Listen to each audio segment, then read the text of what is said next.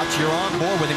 And one thing he was worried about going into this race was all that dirty air created by 34 cars. But right now, the position he's in, he actually has a small advantage because everybody else is opening the air up in front of him. And he, oh, here we go. Trouble, contact, and a huge crash. Up in turn number 2. Oh, multiple cars involved. Oh, my.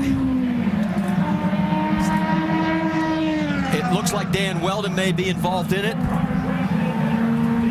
And Eddie, you and I spoke about this morning on the drive-in. Just this amount of cars, the speed, just the chance for what they call the big one. And what happens in conditions like that, when you're, even if you're 300 yards behind that, you cannot stop these cars. The only option you have is to try to avoid it, and it was impossible to avoid anything there. And you saw Will Power, his car involved as well. My. What a mess. That's Townsend Bell that was, I think his car was up on its side there, the 22.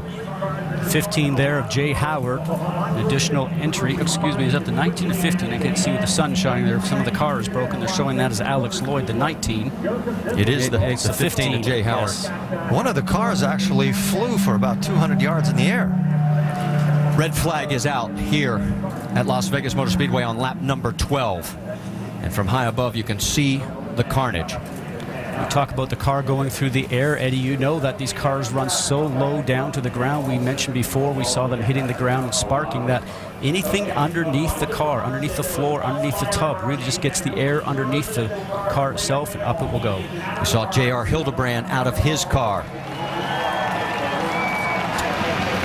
There is Dario Franchitti. Somehow he managed to get through the carnage, but Sure, guys, I mean, there's just nothing I can do.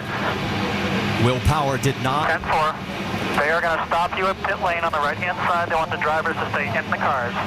What Franchitti was alluding to is there's nothing he can do avoiding the debris that's on the track.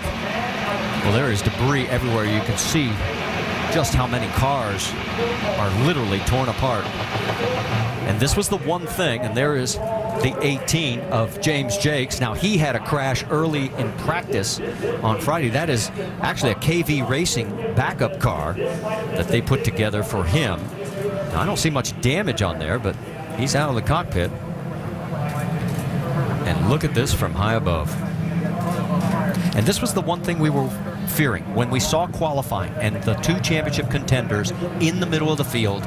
A big crash like this early in the race. What happens in accidents like this is that a single mistake by anybody, which might be dirty air, could be anything, multiplies itself so fast that you start accumulating cars. There's no way that you can control what happens. Once you start spinning at those speeds,